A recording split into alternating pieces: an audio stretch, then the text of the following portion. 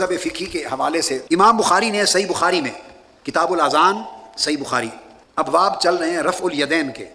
کیا رفع الیدین نماز میں جو رفع یدین کرتے اس کے باب نمبر 85 اور باب ہے الی این یرفع یدیہ. امام بخاری نے باب قائم کیا ہے باب نمبر 85 کتاب الاذان میں الی این یرفع یدیہ کہ جب نماز پڑھیں اور رفع یدین کریں تو کس جگہ تک ہاتھ اٹھائے جائیں. یہ باب قائم کیا ہے. یہ جو ہاتھ رفع یدین کا کرتے ہیں تو کس جگہ تک اٹھائے جائیں, یہ باب ہے امام بخاری نے قائم کیا. اس کی حدیث نمبر 738 بیان کر رہا ہوں. حدیث نمبر 737. یہ ذہن میں رکھ لیں حدیث نمبر مختلف نسخوں میں تھوڑے تھوڑے بدلتے رہتے ہیں. پرانے نسخوں میں اور تھے, نئے میں اور ہیں. اعداد میں نے بتایا نا آپ کو, جس طرح تعدادیں مختلف ہیں, گنتی کے طریقے مختلف ہیں. تو باب بتا دوں گا, کتاب بتا دوں گا, باب کا عنوان بتا دوں گا, تو کوئی بھی نسخہ لیں گے تو آپ پہنچ جائیں گے اس پر. کتاب الاذان باب نمبر 85, باب کا نام الی این یرفع یدیہ, اس کی حدیث. تو امام بخاری ایک ہی حدیث لائے ہیں اس میں, اور وہ یہ کہ جب نماز شروع کرنے لگیں اس وقت رفع یدین, یا اسی طرح بعد میں بھی جب رفع یدین کریں رکوع میں یا جاتے یا اٹھتے ہوئے, وہ فرماتے ہیں کہ ہاتھ صرف ان کندھوں تک اٹھائے جائیں. اب یہ امام بخاری کا مذہب فقہی ثابت ہو رہا ہے. تراجم الابواب ہیں, باب کا ترجمہ قائم کر دیا نا کہ ہاتھ کہاں تک اٹھائے جائیں. اس سے پڑھنے والے کا ایک ذہن بن گیا. اب میری بات کو سمجھیں, غلطی کیا ہوئی کمزور علم رکھنے والوں کی کہ انہوں نے باب کا عنوان پڑھا, اس سے ایک ذہن بن گیا, جو حدیث اس کے نیچے پڑھی اس حدیث کو بغیر سوچے سمجھے اس عنوان باب کے مضمون میں ملا دیا. میں نے یہ کتاب المنہاج الصوی لکھی ہے, اس کے تمام جو کام محدثانہ کیا اس میں, تمام تراجم الابواب نئے قائم کیے ہیں میں نے, اصحاب الحدیث کی طرح نئے تراجم الابواب. آپ سمجھ جائیں گے, جب پوری گفتگو ختم ہوگی آپ کو سمجھ آ جائے گی کہ حکمت کیا ہے.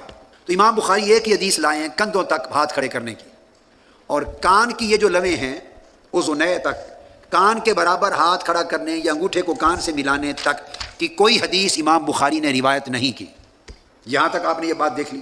نمبر 1, نہ تو رفع یدین نہ کرنے کی کوئی حدیث بھی نہیں لائے. نقطہ سمجھیں, بعض لوگ آپ سے کہیں گے احناف حنفی رفع یدین نہیں کرتے, ہم پہلی بار کرتے ہیں افتتاح میں تکبیر اولی, بعد میں رفع یدین نہیں کرتے.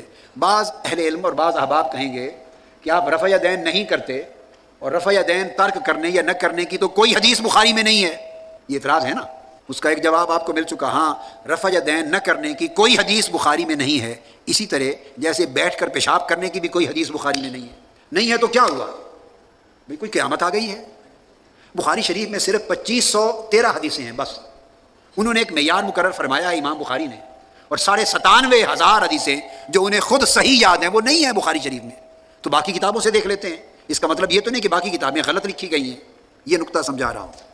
اب دوسری بات میں نے بتائی توقیت مسح کی, وہ بھی بخاری شریف میں نہیں ہے, ہم کرتے ہیں تو دوسری کتابوں پر انحصار کیا نا. اب اسی طرح بتا رہا ہوں رفع یدین میں کندھوں تک ہاتھ اٹھانا بس, اس کے سوا آگے کوئی اور حدیث امام بخاری نہیں لائے. حدیث یہ عبداللہ بن عمر سے روایت کیا, قال رأیت النبی صلی اللہ علیہ وسلم افتتح التکبیر فی الصلاۃ فرفع یدیہ حین یکبر حتی یجعلہما حذو منکبیہ او کما قال. عبداللہ بن عمر رضی اللہ تعالیٰ عنہ سے روایت کیا حضور علیہ السلام کا کہ دیکھا کہ نماز کو افتتاح کیا, تکبیر کہی اور اپنے دست مبارک کندھوں تک اٹھائے بس. اب امام بخاری دوسری روایت تو لائے ہی نہیں ہے صحیح بخاری میں کانوں تک اٹھانے کی, ایک ہی روایت دے دی. کیوں کہ اوپر, اب اس کی بات کو سمجھیں کیوں دی, کہ اوپر وہ اپنی فقہ بیان کر چکے ہیں, اوپر اپنا مذہب. جہاں امام بخاری ہر جگہ نہیں دیں گے ترجمۃ الباب میں وضاحتیں, عنوان دے دیں گے ترجمۃ الباب. جہاں امام بخاری ترجمۃ الباب میں کوئی قول بھی دے دیں, حدیث کا کوئی جز بھی دے دیں, صحابہ تابعین کا کوئی قول دے دیں, تو گویا انہوں نے اپنا اظہار ما فی الضمیر کر دیا, اپنے مذہب کو, اپنے فقہی حکم کو, اپنی ترجیح کو بیان فرما دیا.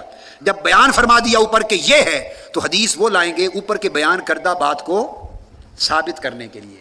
تو میں مقصود یہ سمجھانا چاہتا ہوں کہ یہ کتاب الحدیث بھی ہے, کتاب الفقہ بھی ہے.